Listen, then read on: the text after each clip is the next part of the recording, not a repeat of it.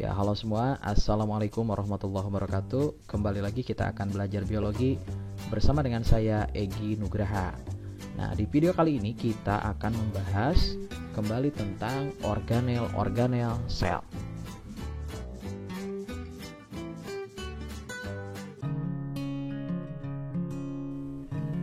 Nukleus atau inti sel. Nukleus merupakan bagian yang berperan sebagai pengatur seluruh aktivitas sel, dan nukleus merupakan bagian yang mengandung informasi genetik berupa DNA yang tersimpan dalam benang-benang kromosom atau yang kita kenal dengan kromatin. Nah, untuk bagiannya bisa kita lihat di ilustrasi. Nah, ini adalah nukleus. Nukleus ini berdekatan erat dengan retikulum endoplasma.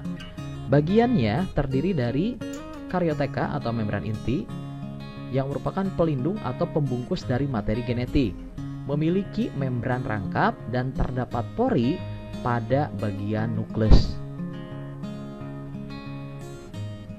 Selanjutnya, kita akan bahas anak inti atau dikenal dengan nukleolus.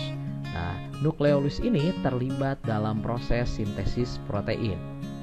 Lalu, terdapat juga cairan dari inti yang kita kenal dengan nukleoplasma. Dan pada nukleoplasma ini terdapat materi genetik yang tersimpan dalam bentuk kromatin. Nah, untuk mempermudah, kita bisa singkat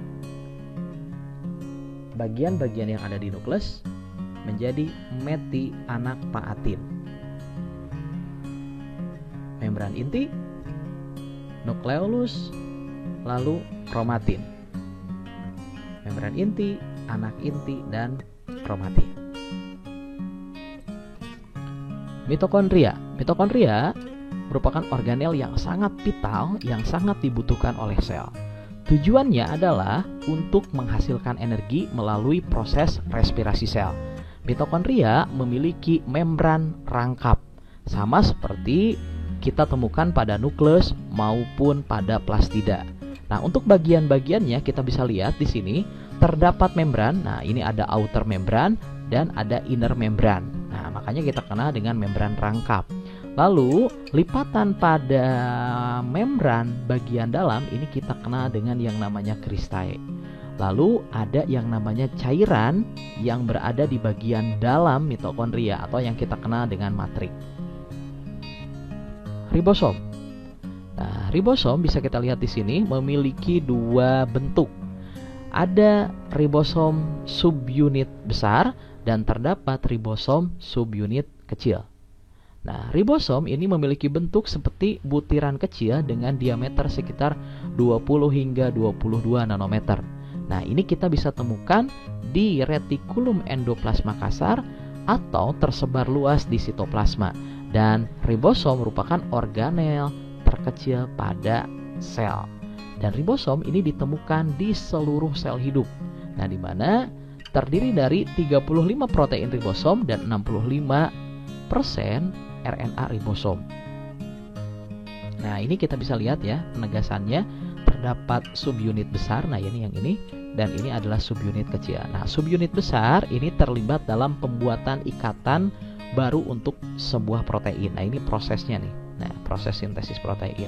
Sedangkan subunit kecil berperan untuk mengalirkan atau menyampaikan informasi selama sintesis protein. Retikulum endoplasma.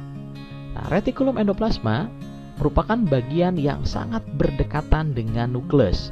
Nah, di mana kita bisa lihat di sini terdapat dua bentuk retikulum endoplasma. Ada retikulum endoplasma yang memiliki butiran-butiran ribosom dan ada retikulum endoplasma yang tidak ada butiran-butiran ribosom. Nah, kita akan mengenalnya menjadi retikulum endoplasma kasar dan retikulum endoplasma halus. Fungsinya apa? Nah, retikulum endoplasma ini mendukung proses sintesis protein, menyalurkan bahan genetik antara nukleus, nah ini ya, dengan sitoplasma, dan berperan sebagai alat transportasi zat-zat di dalam sel. Memodifikasi protein yang disintesis oleh ribosom untuk disalurkan ke kompleks Golgi atau badan Golgi. Nah, terlibat juga dalam sintesis lemak ataupun kolesterol. Nah, ini bisa kita temukan pada retikulum endoplasma halus dan memiliki bentuk membran yang sangat berlipat-lipat. Badan Golgi. Nah, badan Golgi dikenal juga dengan aparatus Golgi, kompleks Golgi atau diktiosom. Nah, untuk diktiosom sendiri dapat kita temukan pada sel tumbuhan. Berperan dalam sekresi sel, pembentukan membran plasma, mengolah protein atau hasil sintesis secara aktif dari retikulum endoplasma, membentuk akrosom pada spermatozoa, dan terlibat dalam pembentukan kantung vesikula untuk melancarkan fungsi daripada sekresi. Nah, kita bisa lihat di sini proses yang terjadi, ya, di mana semua instruksi berasal dari nukleus, nanti akan diproduksi melalui sintesis protein pada ribosom, lalu akan disalurkan oleh retikulum endoplasma, dan nanti selanjutnya, nah ini ada vesikel, nih vesikel ini nanti akan masuk ke bagian badan Golgi. Nanti ada polanya, itu adalah cis dan trans. Nah, ini ada lipatan-lipatan ya pada badan Golgi ini yang kita kenal dengan cisternae. Nah, ini adalah aparatus Golgi. Nah, nanti di sini dari cis trans ini akan dibuat kantung lagi dan akan dikeluarkan suatu produk. Seperti itu. Nah, secara singkatnya, proses yang terjadi pada badan Golgi adalah cis trans. Sentriol merupakan organel yang hanya dapat kita temukan pada sel hewan. Nah, sentriol ini berasal dari sentrosom. Nah, untuk sentrosom sendiri itu juga dapat kita temukan pada sel tumbuhan. Dan peranan daripada sentriol terlibat dalam proses pembelahan sel. Lisosom. Nah, lisosom merupakan organel yang banyak ditemukan pada sel hewan. Nah, lisosom memiliki bentuk ya berupa vesikel bulat. Dan di dalamnya terdapat yang namanya enzim hidrolitik yang berperan untuk pemecahan berbagai jenis biomolekul. Vakuola merupakan bagian pada sel yang berperan untuk penyimpanan. Nah, vakuola sangat banyak ditemukan pada sel tumbuhan, dan pada sel tumbuhan dewasa vakuola cenderung lebih besar ukurannya. Nah, vakuola ini dibatasi oleh selaput tipis yang kita sebut dengan tonoplas. Fungsi daripada vakuola adalah tempat penyimpanan zat cadangan makanan seperti amilum dan glukosa, dan dapat juga memfasilitasi proses sirkulasi zat dalam sel. Nah, secara struktur kita bisa lihat di sini. Ini merupakan dinding sel. Nah, lalu ini adalah membran sel. Nah, bagian ini kantung ini nih, kantung yang cukup besar kita sebutnya adalah vakuola, dan lapisan pembungkusnya adalah tonoplas. Di dalamnya terdapat yang namanya cadangan makanan. Plastida. Plastida dapat kita bedakan menjadi 3 berdasarkan pigmen warnanya.